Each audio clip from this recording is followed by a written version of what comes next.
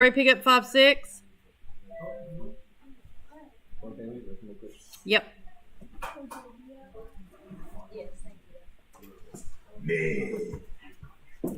All right, you guys. So we're going to learn a little thing today.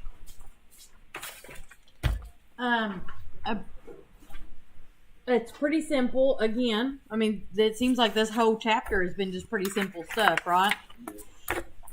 Well, this that we're learning today is called the hinge theorem. You know what a hinge is, don't you? Yeah, it's kind of like a little part of it out there. Right. So, like in life, a hinge is anything that like allows you to open and close something, right? So a hinge opens and closes, right? Now, what do you notice about what I've laid out here? What do you see? They both have angles. Okay, what else? They're both yellow and green, which means the yellow is congruent to the yellow. The green is congruent to the green. What? They're both acute. Mm-hmm. They are cute and acute. Yes, they got both those things going on. So what we know for sure is that yellow is congruent to yellow. We know green is congruent to green. Right? Those are the same. Now, if I make a triangle out of this, and I make a triangle out of this,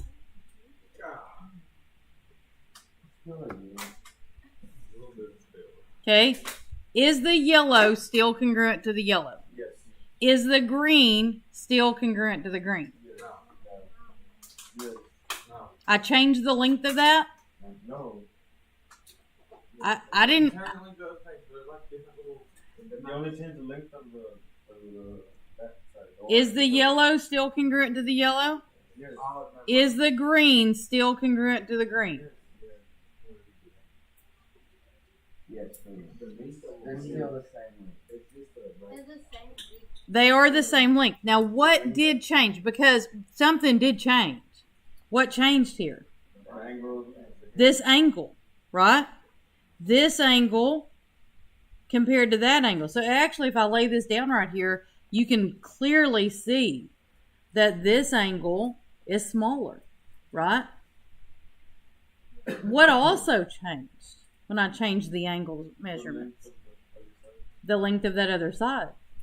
This is the smaller angle right here. This is the smaller side.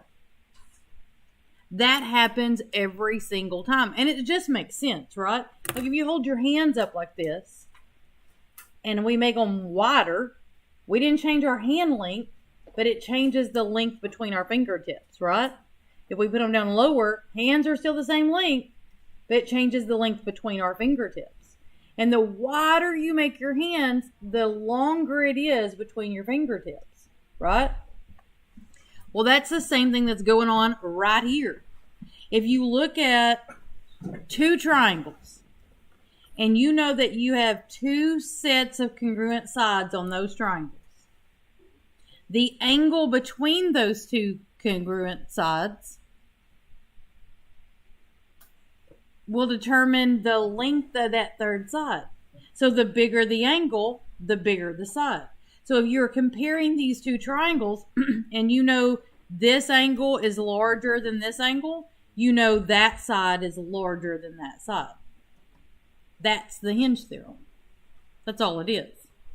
So let's apply it. Got your 5, 6 ready? I don't know where my 5, 6 went. Okay, so here we go. If we look at this first set right here,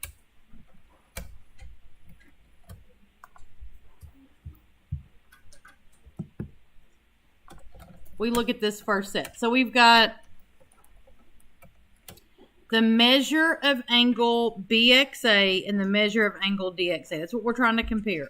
So BXA is here, is here, right?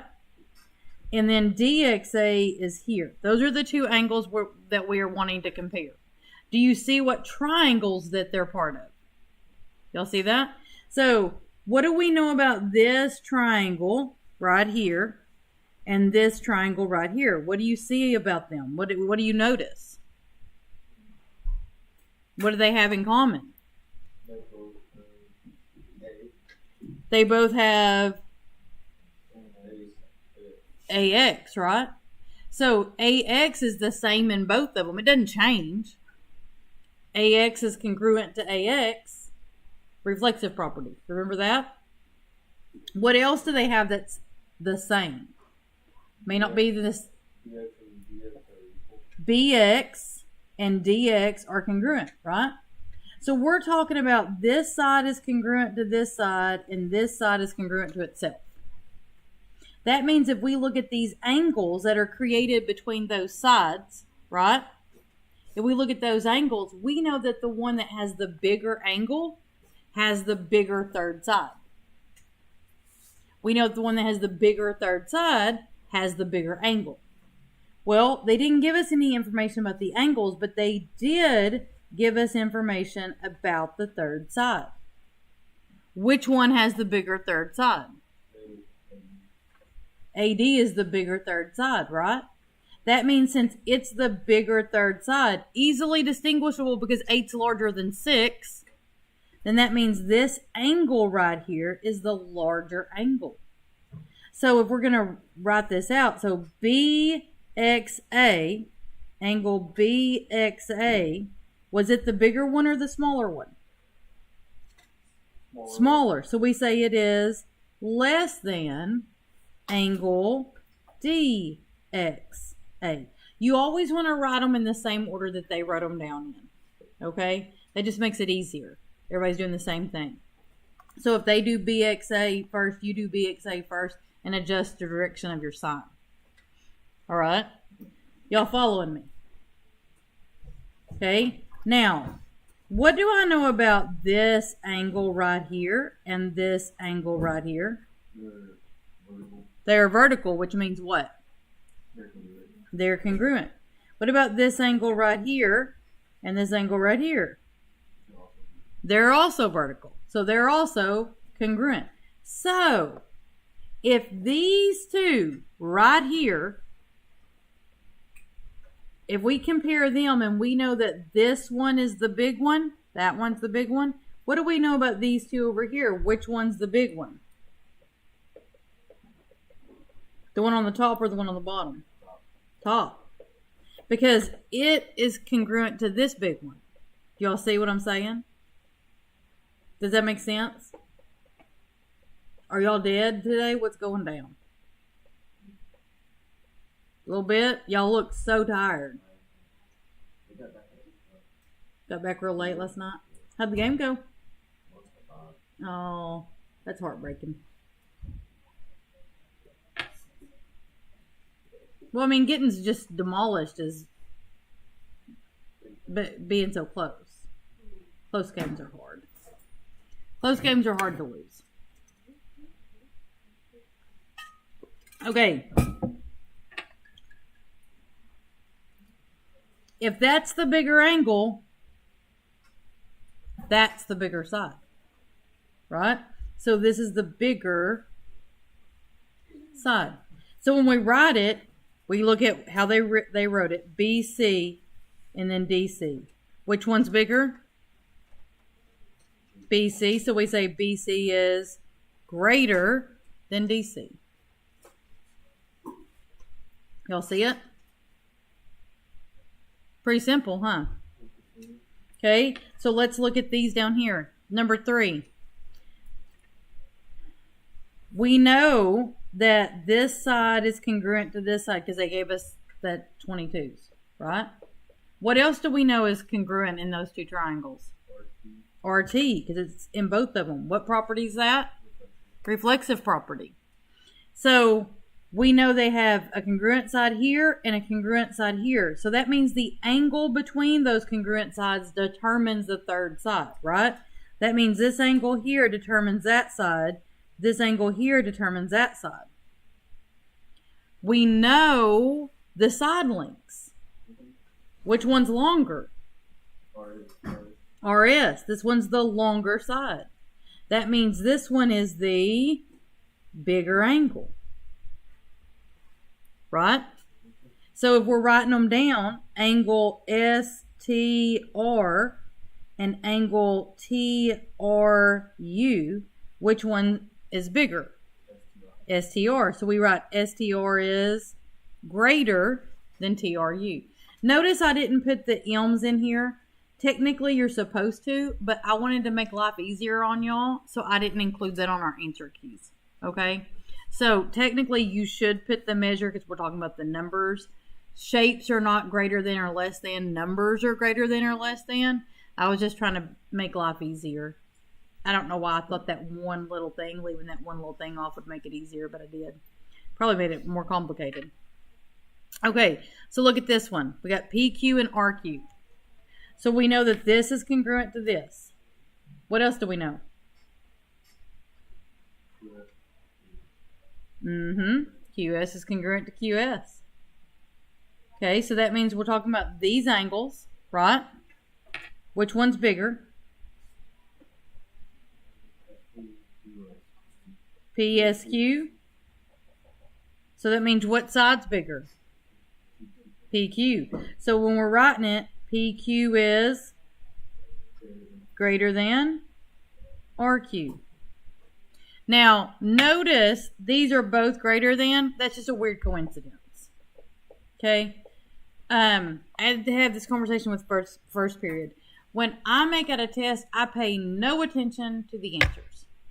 I don't look for patterns. I don't try to put patterns. I don't try not to put patterns. I don't try to see how many A's or B's or C's or whatever.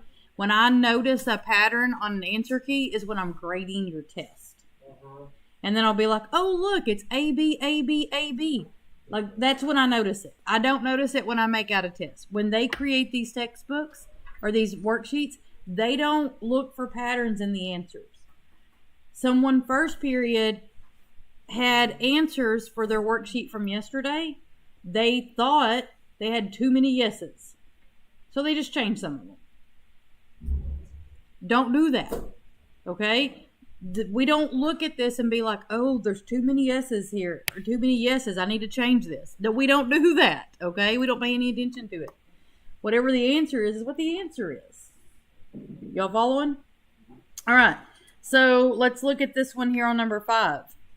On number 5, they tell us that BA, BD, BC, and BE are congruent. So BA, BD, BC, and BE. They're all congruent, right? Do y'all see the triangles that they're referring to on this problem? Do y'all see this triangle right here? And this triangle right here, right? What do they have in common? They have B. What else?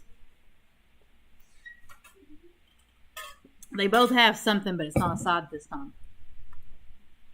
They both have one thing that's the same. I mean, that's included in both of them. Angle 2. This angle right here is in both of them, right? So if we take it out, then we can compare angle 1 and angle 3. Because they both have 2. It's the same for both of them. And they tell us that AC is less than DE. So DE is the bigger side, and this is the smaller side. Right? That tells us which angle is bigger.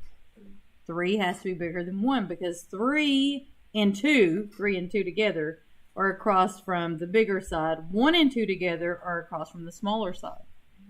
If we take 2 out, it's the same in both of them. That means that 3 has to be bigger than 1. So if we're writing this out, we would write angle 1 is less than angle 3. Why do we write angle 1 first? That's how they put it. So we put it the way they did. That makes it easier, makes it less likely for you to miss a point because you wrote it differently than they wrote it. Okay? Not for me. I'm talking about for testing purposes. For me, I'm flexible. But on interactive worksheets, I'm not. But just in real general, I'm flexible. All right. Y'all see that proof down there that they wrote for you? Yeah, we're going to redo it. I don't actually like the way they did it. So, I don't know why the answer is on the page. I don't know. Like they wrote the whole proof. I don't get it. but I don't agree with it necessarily. Big real quick so y'all can get busy on your work, okay? So, write a 2-column proof. So, given that BA is congruent to DA, so we're going to say BA is congruent to DA. How do we know? Given. Okay? And then that BC is greater than DC. How do we know? Given. Now, what else do we know about this situation just based on the diagram? AC is congruent to AC because of reflexive property. Okay, so that means, so here's what we know. We know that this is congruent to this. We know that they share that one. That means that we can compare these angles based on what we know about the sides. And what we know about the sides is that this is bigger. Right? So that means which angle's bigger? 1. So now we can say, you know what? Now we know that the measure of angle 1 is greater than the measure of angle 2. And the reason we know this, I know that on the paper they put side, side, side inequality theorem. We're going to put hinge theorem. I don't know why they use side. I mean, like, that's a thing. But I don't know why they would use that and not use hinge theorem. Hinge theorem makes so much more sense here than side, side, side. Because we don't actually know.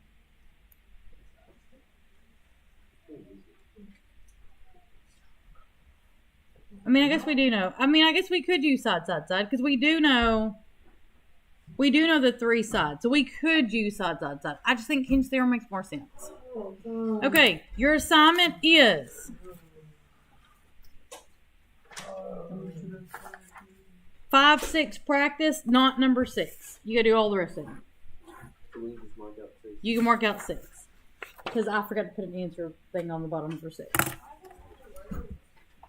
Okay, I've got to figure out how to end this stream and delete this video before anybody sees it.